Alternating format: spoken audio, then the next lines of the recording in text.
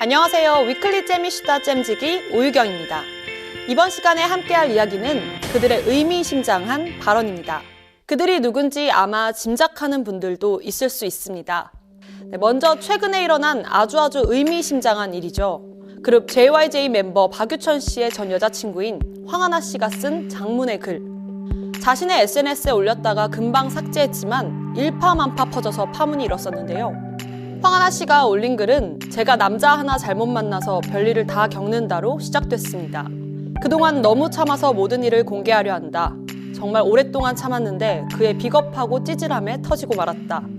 매니저까지 불러서 잘못을 저지르고 도망가고, 이어 지금 그의 회사와 가족들은 머리를 맞대고 저를 어떻게든 가해자로 만들어야 한다며 더러운 작전을 짜고 있다는 메시지를 받았다. 그동안 그 사람에게 당한 여자들은 대부분 힘없고 경제적으로 어려운 여성들이어서 꼼짝없이 당했다고 한다. 하지만 나는 절대로 그렇게 되지 않을 것이라고 밝혔습니다. 또 성매매, 동물학대, 여자폭행, 사기 등등 나는 충분한 시간을 줬고 기회를 여러 번 줬다라고 말했는데요. 여기서 말하는 사람은 누구일까요?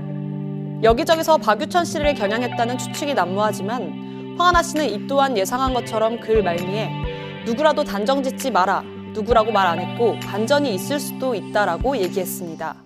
황하나 씨의 SNS 글엔 대부분 주어가 빠져 있어서 그 대상이 누구인지는 그녀만 알 뿐이죠.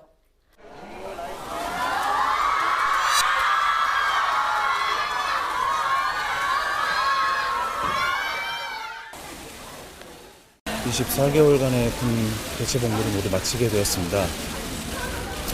복무 기간 동안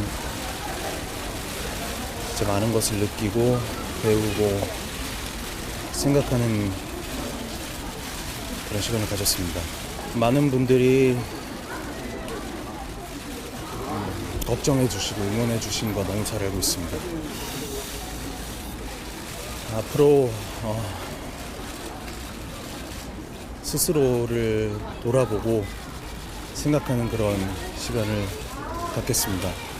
황하나 씨가 올린 글 속 남성으로 유력하게 지목되고 있는 박유천 씨는 신곡을 발표하고 국내 콘서트까지 마친 상태인데요. 데뷔 후 처음으로 일본 투어 콘서트까지 개최하면서 솔로 행보를 걷고 있습니다. 가수 연습생 출신 한서희 씨도 전 남자친구였던 빅뱅 탑 씨를 언급하는 듯한 글을 SNS에 자주 올렸었죠. 한서희 씨는 2018년 10월 31일 자신의 SNS에 너는 나올 생각도 하지 마라, 어딜 기어나와 라는 글로 시작해 나이값도 좀 하고 예술가인 척도 그만 좀 해 라고 덧붙여 많은 네티즌들이 빅뱅 탑을 저격한 게 아니냐고 추측했습니다. 이런 글과 함께 YG 엔터테인먼트 건물의 내부 사진을 공개해 소속사도 저격한 것이 아니냐는 설이 돌았습니다. 하필 같은 날 탑 씨가 1년 6개월 만에 자신의 SNS에 글을 올렸기 때문인데요. 다들 아시겠지만 한서희 씨는 2017년 7월 빅뱅 탑 씨와 함께 대마초를 피워 논란에 휩싸였고 두 사람은 재판 과정에서부터 엇갈린 주장을 하며 갈등하는 모습을 보였습니다. 액상 대마 피운 혐의에 대해서는 여전히 부인하는 입장이십니까? 지금은 재판에 임하고 있고 저는 먼저 좀 어떤 답변을 드리기가 굉장히 조심스러운 상황인 것 같습니다.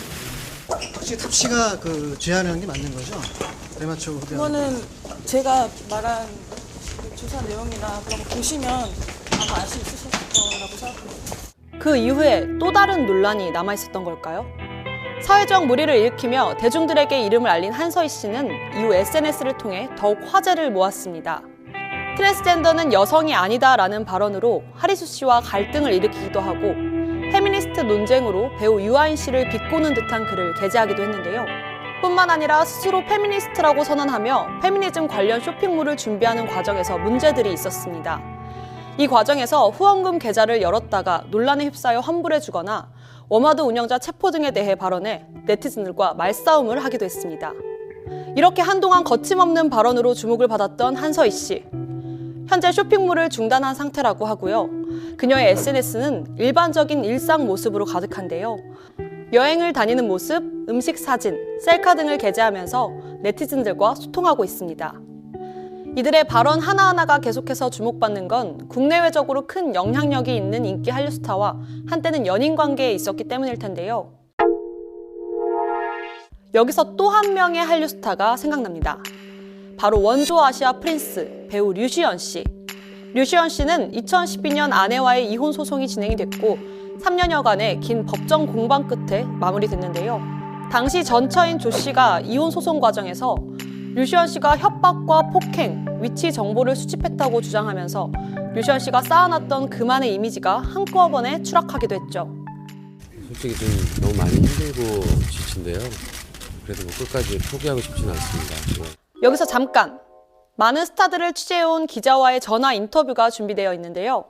류시연 씨의 이혼 소식이 전해진 뒤 관련 소식을 담당했던 기자고요.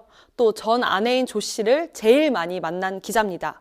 그렇게 질문을 해도 입을 안 열던 조 씨가 나중에는 자신의 심경을 밝히기도 했다는데 당시 조 씨를 만났을 때 어땠는지 얘기 좀 들어볼까요? 이보람 기자. 네, 이보람입니다. 네, 류시연 씨의 전 부인인 조 씨를 취재했을 당시 특별히 기억나는 게 있나요? 네, 제가 류시원 씨 전 부인 조모 씨를 처음 본 건 이 법원 엘리베이터 안이었는데요. 긴 생머리에 흰 피부, 누가 봐도 미인상이라서 웬 연예인이 법원에 왔나 했었습니다. 근데 법정에서 보니까 그 사람이 조모 씨였던 거죠. 이 조모 씨는 제 질문에 대답 한번 하지 않다가 여러 차례 공판을 진행하면서 얼굴도 익히고 하니까 나중에는 카메라가 없을 때 이야기를 조금 하기도 했는데요. 류시원 씨에 대한 이야기는 안 하고 딸은 꼭 자기가 키우고 싶다 이런 얘기를 했었는데 사실 기억에 제일 남는 건 관찰력이 굉장히 뛰어났다였습니다. 제가 머리 스타일을 바꿨었는데 그걸 기억하고 이야기를 하더라고요. 제가 어떤 말을 해서 그 말로 인해서 어느 누구도 비난의 대상이 되거나 그런 게 싫어요. 그래서 저랑 관련된 이야기들에 대한 어떠한 답도 할 수 없는 이유.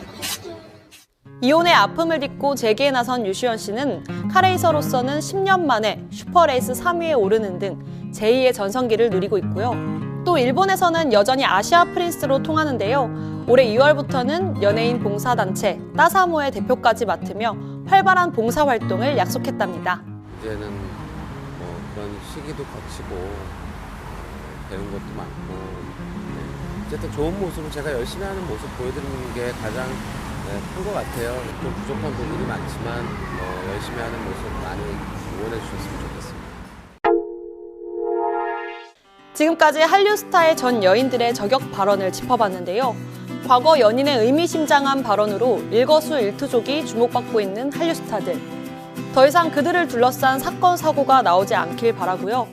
아름다운 이별은 없다고들 하지만 때로는 헤어진 연인과의 추억은 혼자만 간직하는 미덕도 필요해 보입니다.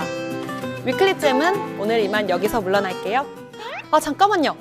여러분, 좋아요, 구독 잊지 마세요.